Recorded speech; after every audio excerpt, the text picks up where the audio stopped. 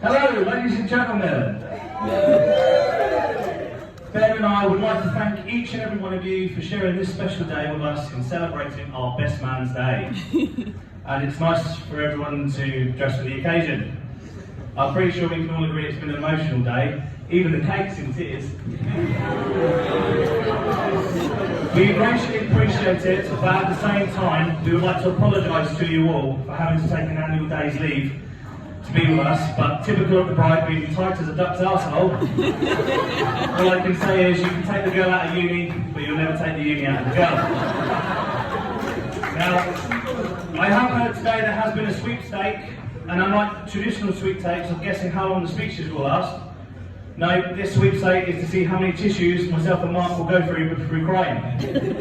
I jest, of course, and in truth, Mark really doesn't want me to speak to you today, but unfortunately for him, I'm the only brother he's got, so I've got a little pile right here, so if you could please say a round of applause to Kevin in his suit.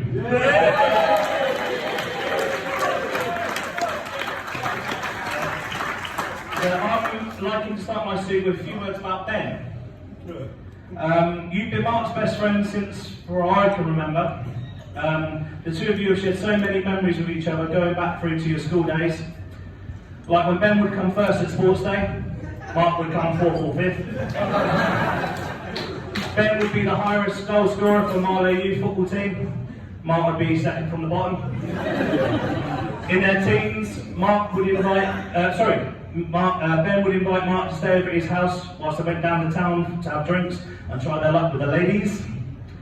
Ben would come back from a night out with a +1, as he did on several occasions. Don't worry, Ben, the past was just practice. Mark would come back from a night out, as he did on several occasions, and he got given the choice to sleep in the car or fuck off back to High Wycombe, as there was no more room at the inn. I think, ladies and gentlemen, I'm trying to say is that for as long as I've known the pair of them, Mark will have to admit today, in front of all his family and friends, that Ben is indeed the better man. On a serious note, though, Ben, you've always been there for my brother. You've always had his back. And as I stand here in front of you, and I am under no illusion that I'm doing so as part of my birthright being Mark's brother, but you undoubtedly stand up here today as the chosen one. I thank you so much for allowing me to share this honour today to represent Mark. You are the best man, and you're an even better dad. Could we please raise our glass to Ben?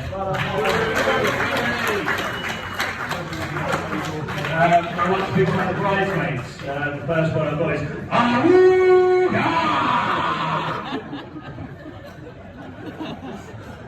You all look absolutely stunning today. Now I know I have to say that as one of you's my wife. Yes, Tone. But for the rest of you fine creatures, the more of I consume of these, the quicker it is I can get which one of you is mine.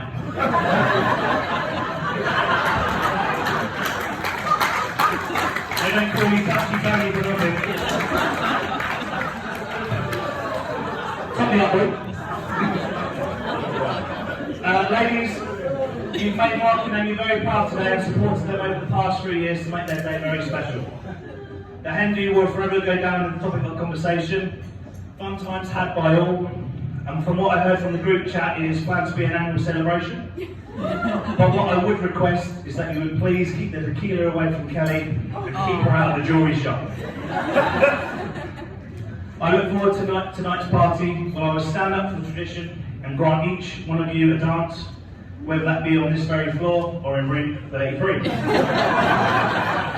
have a round of applause for all the bridesmaids? Thank you. Right, now the ushers. A rule of thumb is that you will always need 4 friends through life that will always have as a group of friends that you can rely on, would stick by you through thick or thin, and ultimately would carry you out at your funeral. Now Mark is not that naive, and as you can tell by the amount of agreements that there are, there's enough now to spread the load. Boys, at least today we all know that you are the ones that Amy hates the least. I want to say that it's been a privilege to get to know you over the years. You all bring something very unique and special to Mark's life, especially Ryan, but we don't know what that is right now. You've swept up very well today, mate. Any one of you could have stood up here equally today and give a good speech, but unfortunately that would have left my time on the mic somewhat diminished, so I think it's just best that you clap and give yourself a round of applause. Now, very cautiously, I'd like to take this part to mention the stag do. To all the ladies, I can 100% assure you that every single one of us can honestly say that our conscience is clear. I know this as none of us ever consulted our conscience and we did whatever we wanted. I'd like to thank the gaffer who braved the hard streets of Benidorm with just one leg. We lost count of the amount of times we had to pick him up off the floor. But Steve, there must have been an easier way to get away from an awkward conversation. She was hard work. It weren't your fault though, Gaffer, I think you were spiked. He tried to meet Tony twice! The dynamic duo, all three of us, myself, Ollie and Ryan, from the award-winning pet shop specialising in Russian and Siberian hamsters, to the sombrero-wearing naturally Britannic Team James of the world, hello Paul J. We had a good laugh. I'm happy to confirm that Ryan and I are still friends after our altercation. It only lasted about 83 seconds. He burst into my room. He took his shoes off and neatly placed them by the door. He turned our beds upside down, fluffed the pillows, rearranged the linen and the bath towels, straightened out the curtains, and stormed off into a tantrum. We got back into the lift on the 11th floor, the tension you could cut with a knife. Ryan looked at me and said, I'm going to kick off big time in a minute, fucking fuming. Now, after watching Ryan the night before on the boxing punch machine, I realised in the small 6x4 space that we had just inhabited, I didn't really fancy my chances. I immediately pressed the bell on the lift, stopped on the 8th floor. Ryan kindly walked out the stairs just before he could beat the fuck out of me. To the sponge, aka Big Jan. The first man up, the last man standing, putting us all to shame. The aqua aerobic classes, the language barriers, the reach around. The way Steve curled up in the corner with his blanket when we were getting ready for bed. Fucking units! All were legendary in their own right, but none of which were as good to me and Mark as just being able to spend quality time with our dad, just being boys. Thank you, Dad. Oh yeah, and Mark's mate Jack. Teaching us a very, very valuable lesson in life. Never put your finger where you wouldn't put your penis. Ever. Shall we raise a glass to Venice 2022?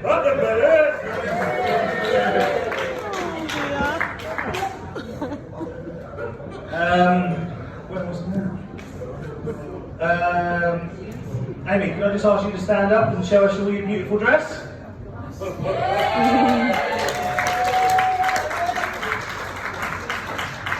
So nice for you to let Mark wear the trousers for a day. Yeah, you're not. I asked Amy's mum what it was like for her to see her daughter walk down the aisle today, and she said, Tony, it's just been so emotional. Not that long ago, I remember her going to bed with her dummy. Ironic how history repeats itself. When I first met Amy, Mark brought her around our flat to introduce her to me. The timing couldn't have been worse, as I currently was waiting for the estate agent to come around for the potential buyers, so I was preoccupied. The moment they stepped into the flat, I was mortified. They walked in holding hands, and I was immediately drawn to how young Amy was or looked. I was in two minds whether to make her a milkshake and a sham sandwich, or wait for the police to arrive to take him away. Fortunately, she had and still has her student ID, which we have all been grateful for the 10% discount ever since. Yeah! My first impressions of Amy was that she was an incredibly beautiful girl, had a good head on her shoulders, was highly intelligent, and had the most mesmerising eyes. It's a Blake thing. All these things, again, rang alarm bells in my head. What could a girl of this calibre ever see in a guy like Mark? We went out for a walk with the dogs over the mead, and I was constantly questioning her, probing her about her life, her plans and intentions with my brother. And the truth was that after a very short time it was obvious that she had no game plan with Mark. She just appreciates the simple things in life. For all the time that I've known Amy, she's never been a yes girl or a pushover. But tonight for Mark, I hope she can be both. Now, I'm always going to be biased about Amy, and I will forever sing her praises. Despite disagreeing on virtually every political debate, shit-stirring when any way I can just to press your buttons, I can stand here today, despite all our differences, thanking the Lord that she's a lot better than what Mark could have ended up with. Family, give me an amen. Amen. There's a reason there won't be any waffles served at tomorrow's breakfast menu. Because Rick and Duncan and a whole lot of remittance. Amy, you are a credit to each and every one of your family. You're the first port of call when there is a problem or when someone just needs to talk to you. And for what you have done for Mark in the short amount of time that you have been together, I will forever be in your debt. You sorted his finances, got him out of the cross keys, and showed him there's a bigger world than Marla. You were able to make him see sense and focus on passing his exams and guiding him on the right path. Mark and Amy, ladies and gentlemen, the proof is in the pudding. With both your achievements so far in life, your first home, your forever advancing your careers, and of course the lovely Freddie. Freddie, aka Fwefwe, has played a massive part in today's festivities. And all of you who wish to learn more about Freddie, please check out his Instagram, like and share his social media pages of Yorkies of Insta, and the campest dog on Snapchat. Amy, I want to tell you how much our baby girls love their Auntie Mimi and their Uncle Maggie. And we know you love them like they were your own. We want you to know that if anything was to happen to us, and in front of all your witnesses here today, you both need to know that there are no two other people that we would trust more than you two. No two other people would care and love and support them as much as us. So I guess this is our way. If you would please do us the honour of being their godparents.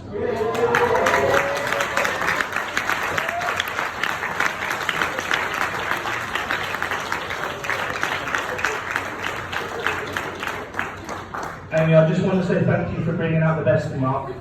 We've always knew his potential. He just needed his counterpart in life to help him get there. And that has and always will be you. You make Mark happy in ways I never could. And quite frankly, ways I never would want to. I speak today on behalf of all the family in welcoming you into the outdoor division. We all love you so much, and we look forward to making more memories to last a lifetime. Cheers to Amy, my new sister from another mister.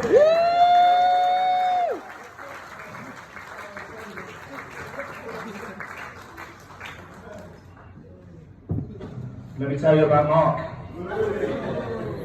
We met in late 1999, back in the days where spam was just tinned meat.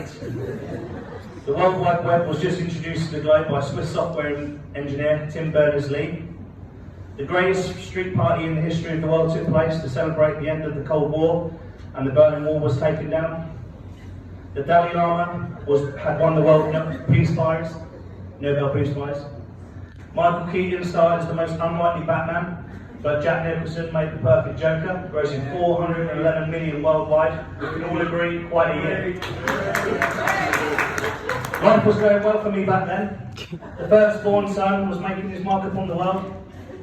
I had the undivided attention from my parents, was blessed with adorably good looks, a fantastic head of hair, perfectly symmetrical and a normal sized head. I was spaced out and in the right place, and I only had one arsehole.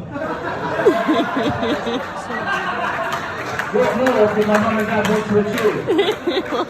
Well, on the 28th of November, what was described by one parent as being a pleasant surprise, and by the other, a total lack and or failure of contraception. Ladies and gentlemen, the man you see before here into the world.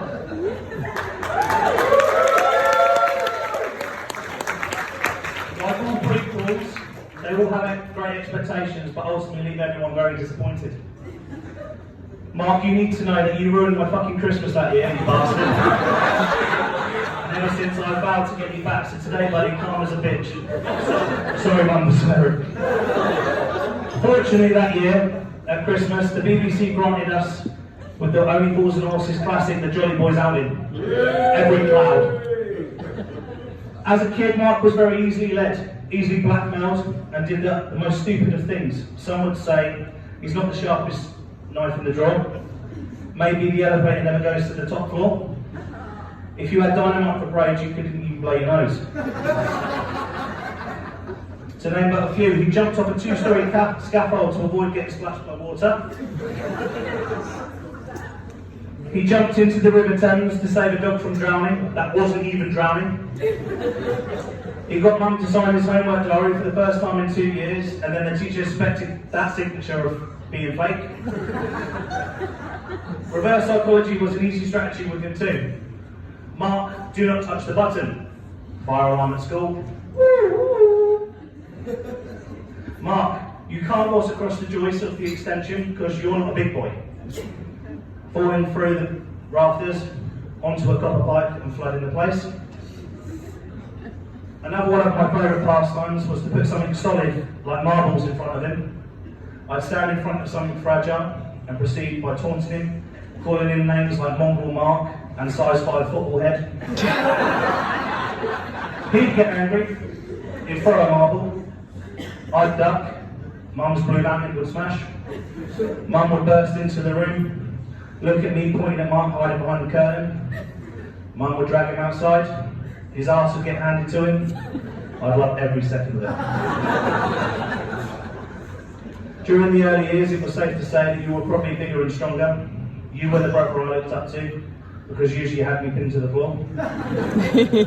But luckily, as we grew older, so did our bond. Dad converted it off for us to give us our bedroom of our own. I think it must have lasted less than a month until we were back sharing again. With my masterful brain and your brute strength and short fuse, we soon realised that together we were stronger than against one another. From paper rounds sat in the back of the Granada estate whilst Mum drove us around. Night fishing and cooking. Getting phone calls late at night to come pick you up because Ben had kicked you out again. Staying at Stoke Mandeville Hospital till 4 in the morning when you broke your leg or when you fell through the skylight of the warehouse roof. Lending you money left, right and centre and never getting it back.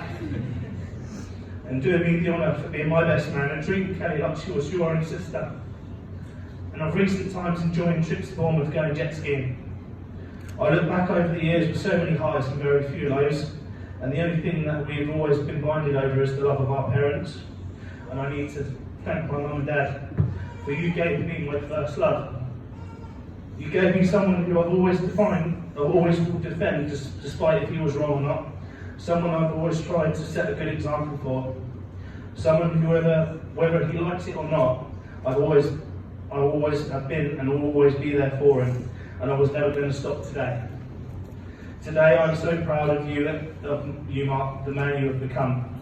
I wish you and Amy all the best of this world can give you.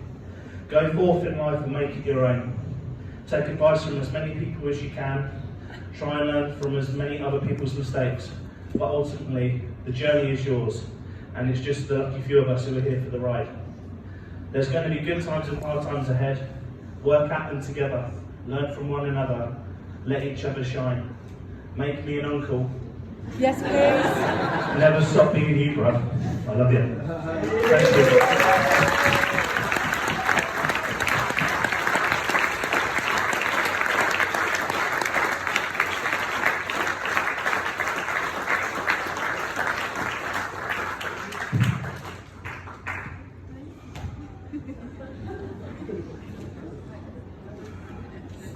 Now let's get pissed.